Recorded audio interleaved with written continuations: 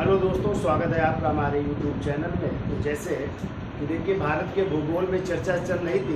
उत्तर भारत के मैदानी भागों का प्रादेशिक विभाजन की चर्चा चल रही थी और हमने आपको कल बताया था कि उत्तर प्रदेश के प्रादेशिक या मैदानी भागों को जो है 4 भागों में बांटा गया है।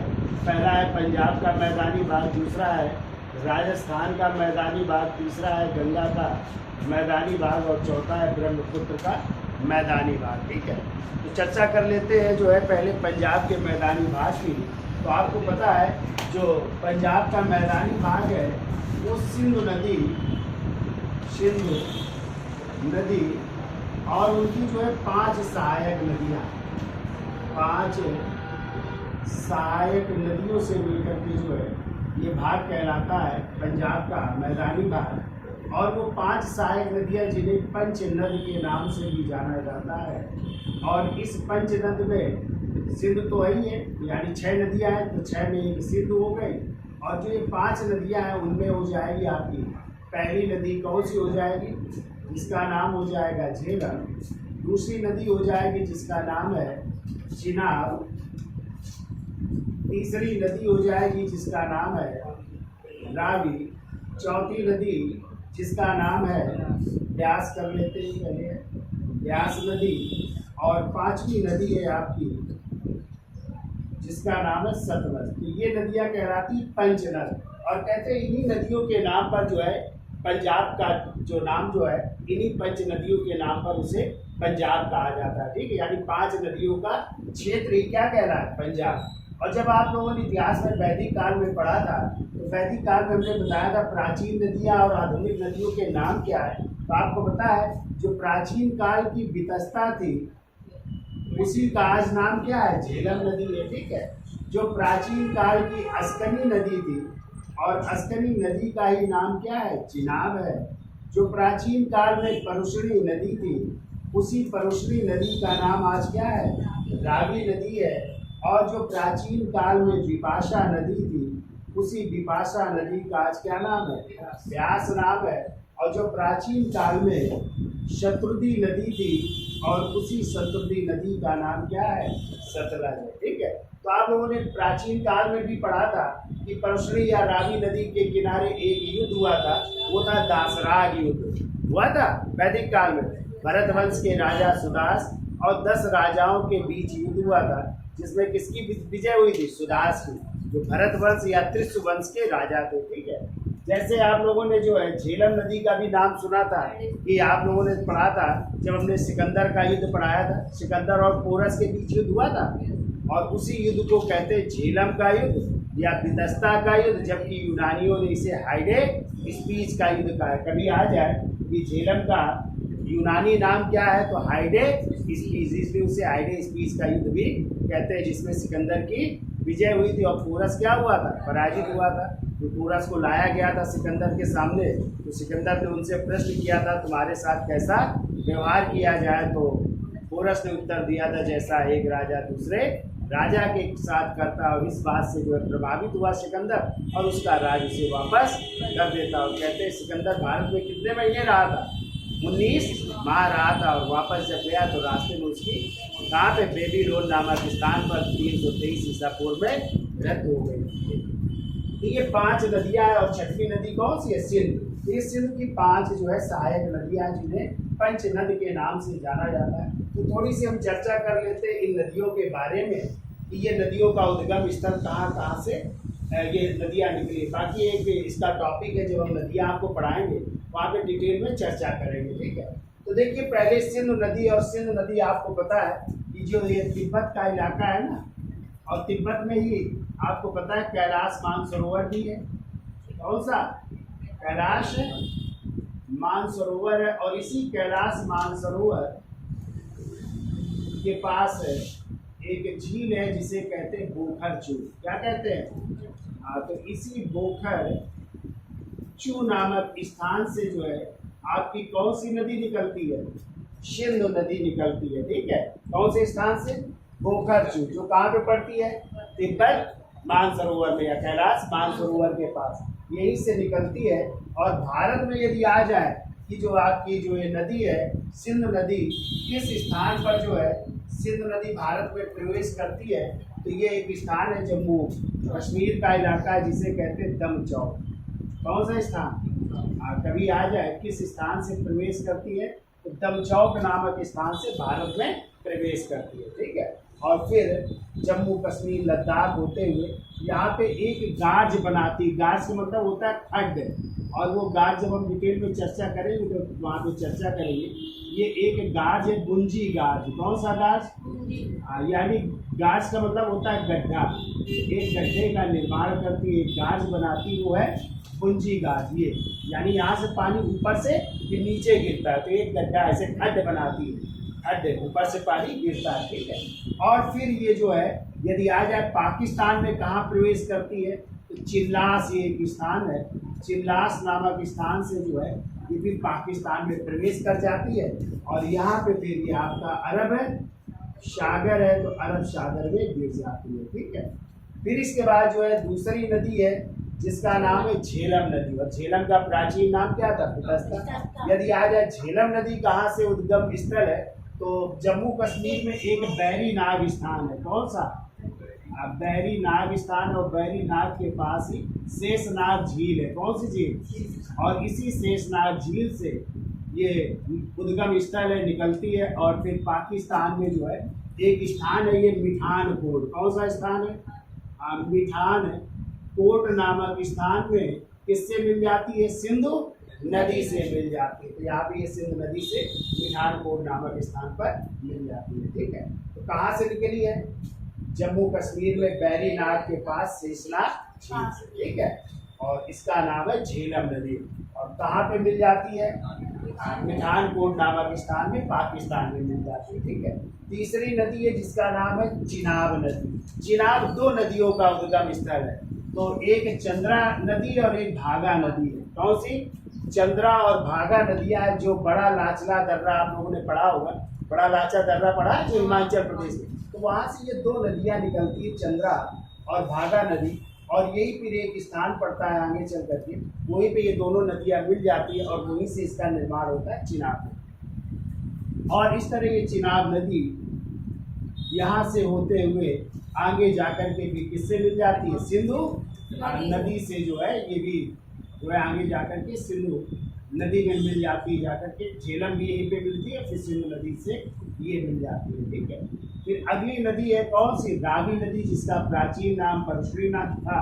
और ये जो रावी नदी ये आपकी रोहतांग दर्रा, और रोहतांग दर्रा कहाँ पड़ता है? हिमाचल प्रदेश में पड़ता है। तो हिमाचल प्रदेश रोहतांग दर्रा से निकलती है और यहाँ से जाते हुए पाकिस्तान में जो है किस नदी से मिल जाती? चिनाब नदी से मिल जाती पाकिस्तान में। कहाँ पे? पाकिस्तान का इलाका है ना, तो यहाँ पे चिनाब नदी से मिल जाती। इसके बाद जो है एक और नदी है जो भारत से बाहर निकलती। कभी आ जाए इन 6 नदियों में यानी सिंध और उनकी 5 सहायक नदियों में कितनी ऐसी नदी है जो भारत से बाहर से निकलती है? तो 2, एक सिंध और दूसरी है सतलज। तो सतलज भी देखो यहीं से निकलती है। कहाँ से? तिब्बत के पास कैलाश मानसरोवर ये झील पड़ती है, और यहीं पर एक ताल पड़ता है राकस ताल। क्या पड़ता है? तो राकस ताल नामक स्थान से निकलती है, ध्यान रखिएगा, ये आपकी सतलज नदी, ठीक है। और यही राकस ताल से होते हुए फिर आगे जो है फिर ये भी मिल जाती है किससे? सिंधु नदी से मिल जाती है और फिर अरब सागर में गिर जाती है। लेकिन इसी सतलज नदी में जो है एक और नदी आकर के मिलती है, किस स्थान पर? पंजाब में जो है ये स्थान है, और इसी को कहते हैं हरिके बैराज। यहाँ पे बनाया गया है, हरिके बैराज से मिल जाती है, और उसी नदी का नाम है ब्यास। क्या नाम है? ब्यास, जिसका प्राचीन नाम था बिपाशा। और ये ब्यास भी जो है हिमाचल प्रदेश में एक दर्रा है, और उसी दर्रे के पास एक कुंड है जिसे कहते हैं ब्यास कुंड। क्या कहते हैं? तो इसी ब्यास कुंड से निकलती है, और ये जो है सतलज से, सतलज नदी से कहाँ पे मिल जाती है? हरिके बैराज में मिल जाती है। यहाँ पे बैराज बना हुआ है, ठीक है। तो पूछा जाता है कौन सी एक नदी है पंच नदियों में जो भारत में ही एक नदी से मिल जाती है, तो वो आपकी है ब्यास नदी, जो भारत में ही यानी पंजाब में ही किस नदी से मिल जाती है, सतलज नदी से मिल जाती है। किस स्थान पर, हरके बैराज नामक स्थान पर। और इसी हरके बैराज में एक झील निकाली गई है और उस झील का नाम पता है क्या है, इंदिरा गांधी, सॉरी एक नहर निकाली गई है और उसी नहर का नाम है इंदिरा गांधी नहर। तो ये भी आपको याद रखना, ठीक है। इंदिरा गांधी नहर ये निकाली गई है किस जगह से, हरके बैराज से, ठीक है। तो ये नदियां समझ में आ गई, इनकी फिर अब चर्चा करेंगे डिटेल में, बाकी समझ लो अभी। तो सिंध नदी कहाँ से निकलती है, तिब्बत कैलाश मानसरोवर के पास, किस स्थान से, धोखरचूर नामक स्थान से। और कौन सी नदी निकलती है, सतलज नदी निकलती है। ये कौन सी नदी है, नहीं लिखा है इसको, तो ये है सतलज नदी, ठीक है। और सतलज नदी भी कैलाश मानसरोवर के पास कौन सा ताल है, राकस ताल से ये निकलती है, ठीक है। तो दो नदियां हैं जो कहाँ से निकलती है, तिब्बत में कैलाश मानसरोवर के पास से, ठीक है। और बाकी सब ये नदियां जो और है आपकी चार, वो भारत में ही निकलती है। तो झेलम जम्मू कश्मीर के पास, और चिनाब नदी जो है कहाँ से, बड़ा लाचला दर्रा हिमाचल प्रदेश के पास। जो रावी नदी वो रोहतांग दर्रे से, और ब्यास नदी कहाँ से, ब्यास कुंड से निकलती। क्लियर हुआ। अब इन्हीं नदियों के बीच जो उपजाऊ भूमि है उसी को कहते हैं दोआब। क्या कहते हैं, दोआब का अर्थ होता है दो नदियों के बीच का स्थान या दो नदियों के बीच का उपजाऊ भाग, वो क्या कहलाता है, दोआब। तो देखिए ये आपकी सिंधु नदी है, फिर इसके बाद कौन सी नदी है, झेलम नदी है, फिर कौन सी नदी, चिनाब नदी है, फिर रावी नदी है, फिर ब्यास है, फिर सतलज। तो इन नदियों की जो बीच की उपजाऊ भूमि है उसे किस नाम से जानते हैं, तो देखो सिंधु और झेलम नदी के जो बीच का भाग है उसे कहते हैं सिंधु सागर का मैदान। क्या कहते हैं, सिंधु सागर का मैदान कहते हैं। और सिंधु, झेलम और चिनाब इन नदियों के भूमि को त्रियाब भी कहते हैं। कभी आ जाए त्रियाब भूमि कौन सी है, त्रियाब भूमि में आ जाएगी सिंधु नदी और झेलम नदी और चिनाब नदी, ये त्रियाब में आ जाए, कभी हम दिखा देंगे। तो ये त्रियाब भी कहते हैं, यानी तीन नदियों का भाग, वो क्या कहलाता है, त्रियाब। अब यदि आ जाए झेलम और चिनाब नदियों के बीच का भाग का मैदान क्या कहलाता है, इसे कहते हैं छाज या चाज का मैदान कहते हैं, ये भी उपजाऊ भाग है, ठीक है। फिर आ जाए कि चिनाब और रावी नदियों के बीच का भाग क्या कहलाता है, इसे रचना का दोआब मैदान कहते हैं, ठीक है। और रावी और ब्यास नदियों के बीच का भाग कहा जाए तो इसे बारी का मैदान कहते हैं। और ब्यास और सतलज नदी के बीच का भाग क्या कहलाता है, विष्ट का मैदान कहा जाता है। तो ये बहुत पूछा जाता है, ठीक है। तो इसका चित्र दोनों बना लीजिए और फिर हम लिखा भी देते हैं अलग अलग करके। तो यहाँ तक समझ में आ गया। तो आप क्या हुआ, दो उपजाऊ भूमि या दो नदियों की उपजाऊ भूमि का जो भाग होता है वो क्या कहलाता है, दोआब कहलाता है, ठीक है। तो याद हो जाएगा। तो सिंधु और झेलम के बीच का मैदान सिंधु सागर, झेलम और चिनाब के बीच का छाज, चिनाब और रावी के बीच का रचना दोआब, और रावी और ब्यास के बीच का बारी का मैदान, और ब्यास और सतलज के बीच का विष्ट का मैदान कहलाता है। क्लियर। अभी हम चर्चा भी कर लेते हैं। तो अब लिख लो, इसका स्क्रीनशॉट ले लो, फिर लिखा देते। चलिए हेडिंग डालिए, दोआब, दोआब लिखिए डैश करके दोआब में। देखो दो नदियों के मध्य का मैदानी भाग, तो नदियों के मध्य का मैदानी भाग दोआब कहलाता है। मैदानी भाग दोआब कहलाता है। देखिए पंजाब का जो ये मैदान है किससे मिलकर के बना है, देखिए पंजाब, और पंजाब का मतलब होता है पंज धन आब, पंज धन आब। पंज माने होता है पांच, प्लस आब का मतलब होता है दो आब। इस तरह इसका नाम पड़ा है पंजाब है, पंच धन आब। पंज धन आप बराबर पंजाब। तो पंज माने पाँच, क्योंकि पंजाबी में पाँच को पंज कहते हैं और आप का मतलब हो गया दो आप। अर्थात कितनी नदियाँ? तो देखो झेलम, कामा चिनाब, कामा रावी, कामा ब्यास एवं सतलज नदियों के या सतलज नदियों को संयुक्त रूप से, सतलज नदियों को संयुक्त रूप से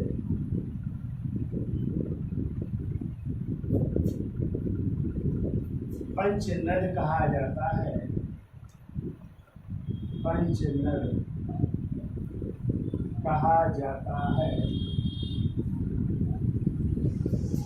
और इन नदियों से निर्मित मैदान को, और इन नदियों से निर्मित मैदान को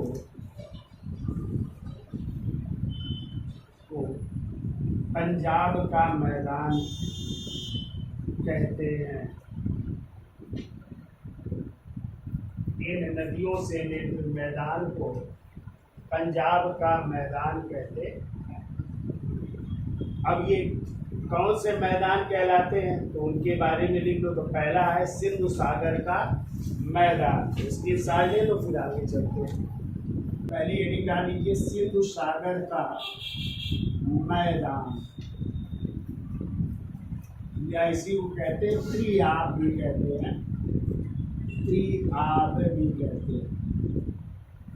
और हमने आपको बताया था त्रिआब के अंतर्गत कौन कौन सी नदी आ जाएंगी? सिंधु नदी, झेलम नदी और चिनाब नदियों को। ठीक है, तो पहला लिखिए सिंधु और झेलम के बीच का मैदान क्या कह रहा है? सिंधु सागर का मैदान। तो देखिए सिंधु झेलम एवं चिनाब नदियों का क्षेत्र, सिंधु झेलम एवं चिनाब नदियों का क्षेत्र, चिनाब नदियों का क्षेत्र त्रिआब कहलाता है। त्रिआब क्षेत्र कहलाता है।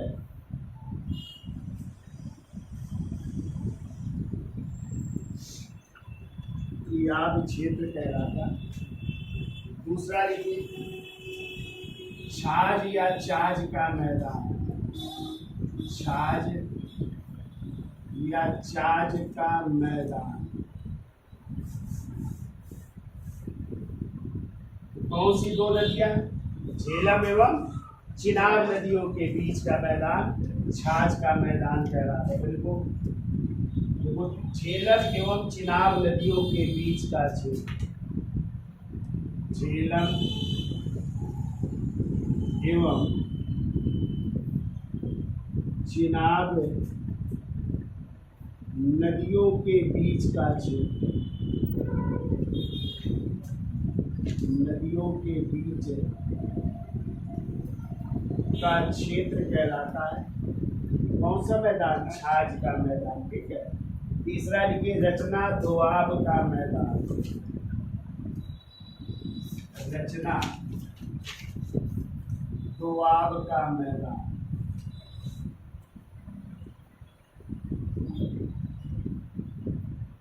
किन दो नदियों के बीच का?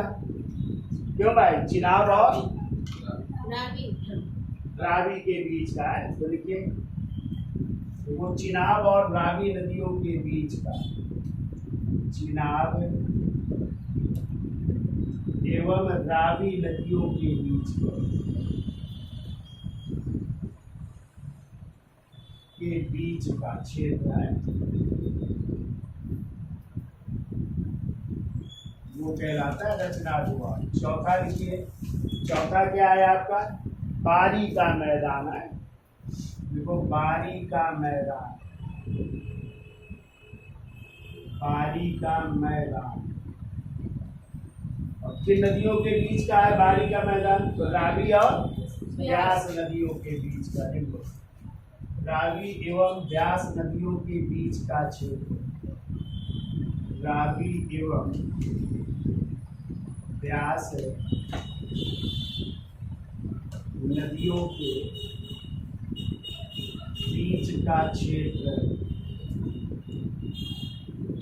वो कहलाता है बारी का मैदान। और पांचवा है पृष्ठ का मैदान। पृष्ठ का मैदान।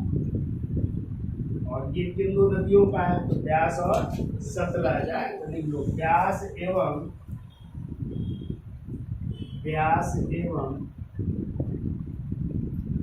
सतलज नदियों के बीच का क्षेत्र।